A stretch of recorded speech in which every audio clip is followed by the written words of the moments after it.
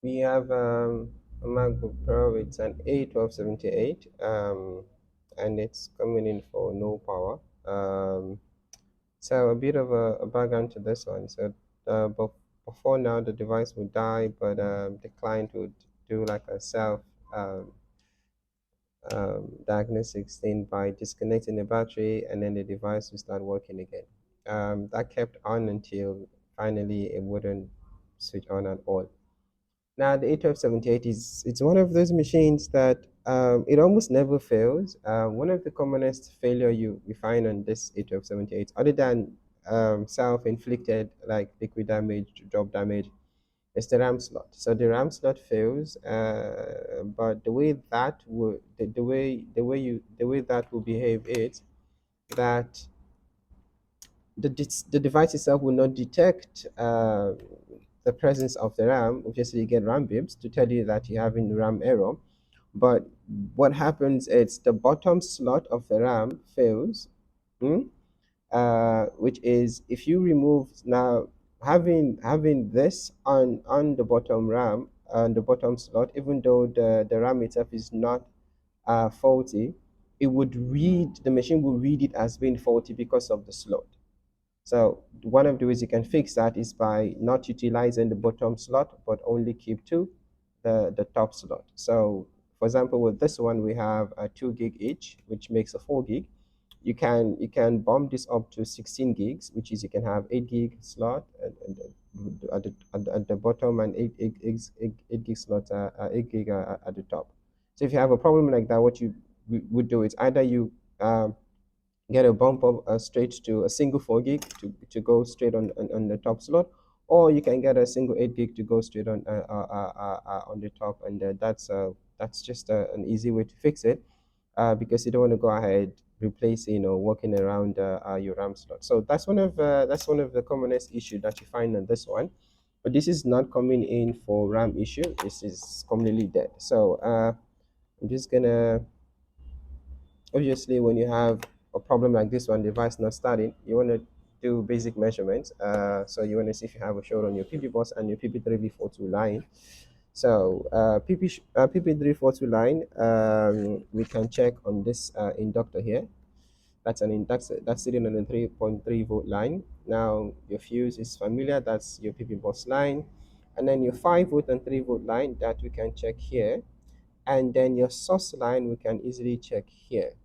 So let's see if we have any short quickly. So let's see, PV bus, we don't have a short. PP3V42, we don't have a short. Source line, we don't have a short. And the 503 volt line,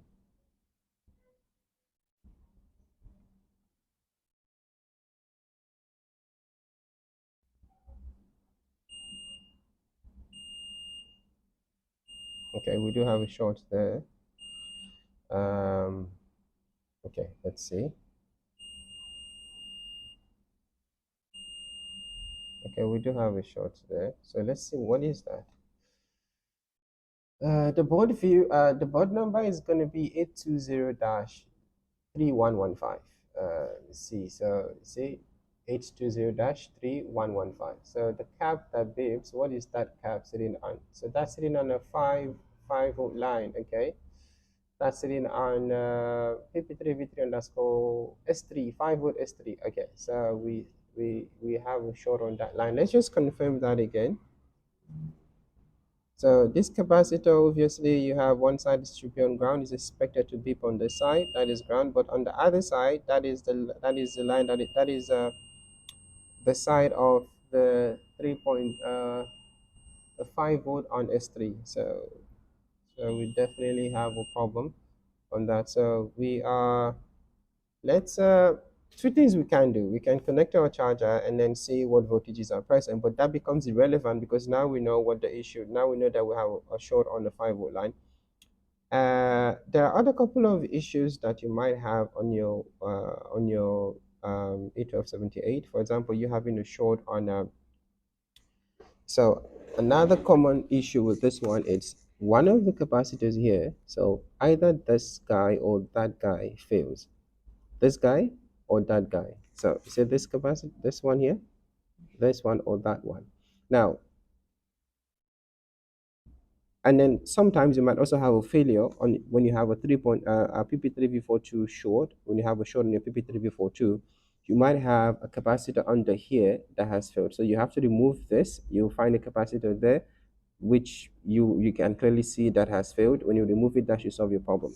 Now with this one here, so with that failure, this capacitor and that capacitor, the very strange thing about this failure here is that you do not see an actual damage to the capacitor itself. So let's see what those two are sitting on so that I can make sense of it. Now those two are sitting on uh where where where where are we? Where are we?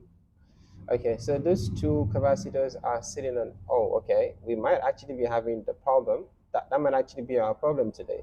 Because, so those two are sitting on a 5 volt PP 5 volt underscore S3 line.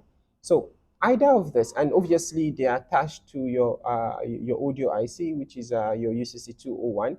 Now, somehow, it's not something that we have been able to figure out exactly why one of these capacitor fails. So one of them fails, and when it fails, it creates a short on your 5 volt line, S3, and obviously it kills your machine completely.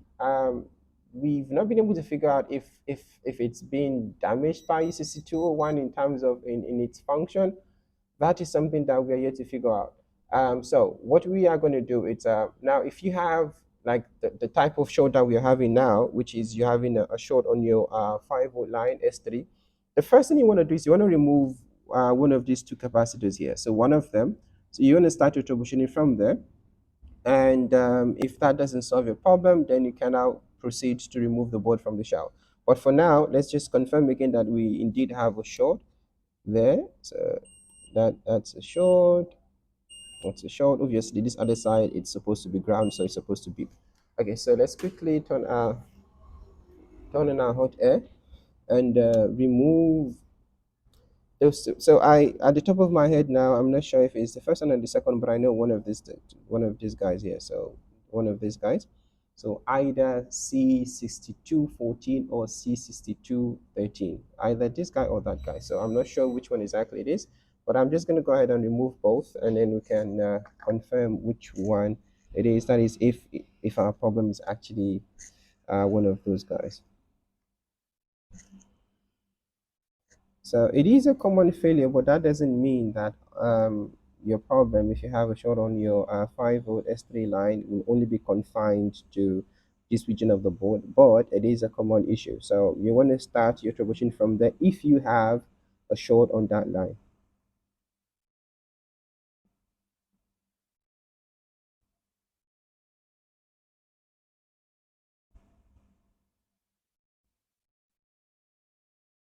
Okay, the first one is out.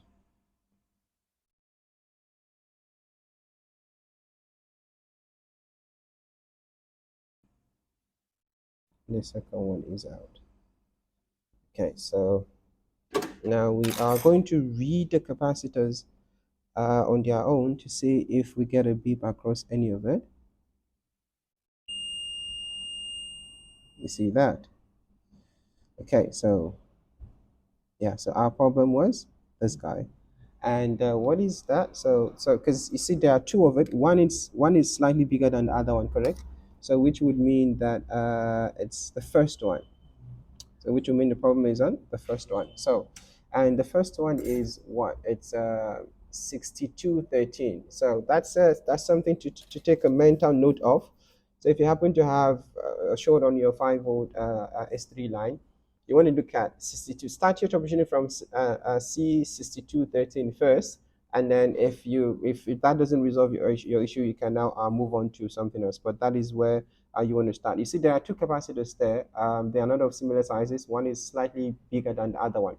Now, there are two ways you can address this. Obviously, in our own case, we just took both out and we're going to replace them. But then, if you happen to not have the tools, you can just yank C6213 out of the board, and then you're good to go. You don't have to replace it. the machine is going to work 100% without C6213. But the cap being on that line will obviously pass everything you have on that line to ground. So yeah, that's pretty much what we need to do there. So the next thing we're going to do now is just to go ahead and replace these capacitors, and the second one we're going to put back, but the first one we are going to replace.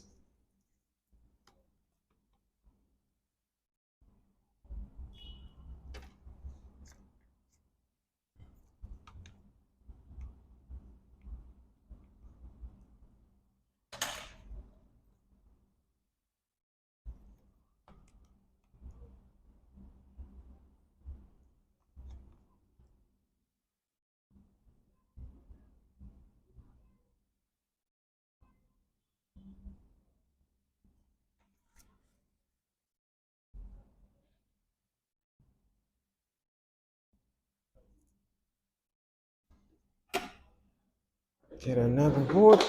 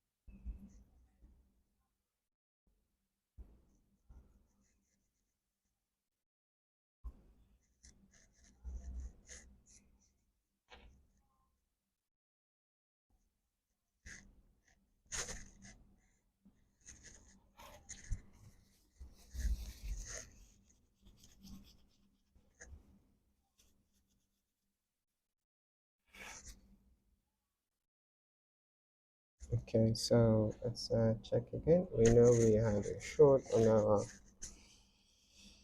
we had that short we had confirmed from this capacitor here, and the short is gone. And then on the other side, yeah, that's supposed to be because that's ground. Okay, now let's see if we have a working machine.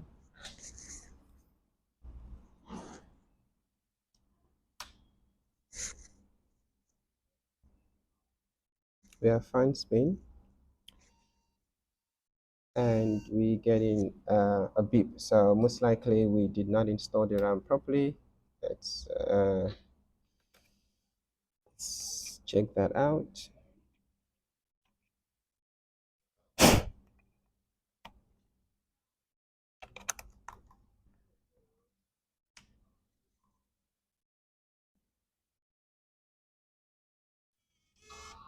That's fine. And then the other one.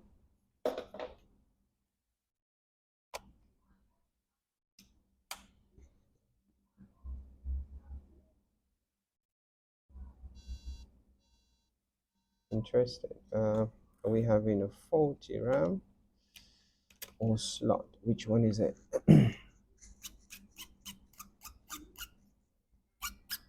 So in terms of the slot failure, usually, oh, okay, that doesn't look good.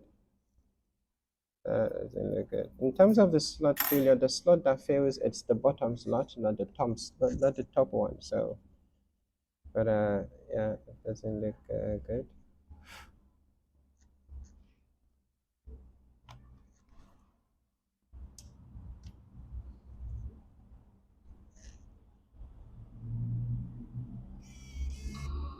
Okay, yeah, so we just needed to clean that up.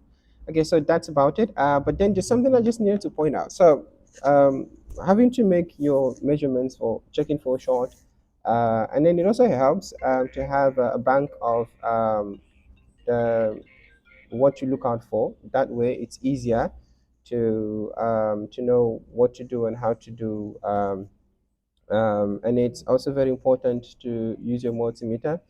Your multimeter will help you and tell you exactly what to do and how to do. Um, and then with this one, so we obviously had a short on a 5 volt line S3, and we traced it down to the audio region of the board. So the audio region. So if you happen to have a problem like that one, you want to check there first. And like I said, and I'm saying again, it's not going to be confined. It doesn't mean that that will only be your problem, but you want to start troubleshooting from there. And with a repair like that one, also you don't have to take the board out because the component that's failed is something that is on the other side of the board. Now, another thing I also noticed before now, when we had that short, the LED on the charger would blink, which will show you a sign of instability. So that's also something that you want to. That might also be something to take note of. So if you get the LED, so but it's a bit uh, that is not completely peculiar to an issue like this one. You might also have an issue that is similar that would behave in a way that you have your LED, the LED on your charger blinking. But again, the way it blinks also it's important. With the way this was, the blinking that we were getting from the charger was very faint. That is, you have to actually look very closely to actually see that it blinks. But other than that, that's about it. There are more things that I could actually talk about the 81278, but let's keep it specific to the issue that we're having, which is no power. And as you guys can see, the issue has been addressed. Thank you, guys. I will see you guys. Just see, yeah, you can see that the device is on. Okay, thank you, guys. I will see you guys in the next one.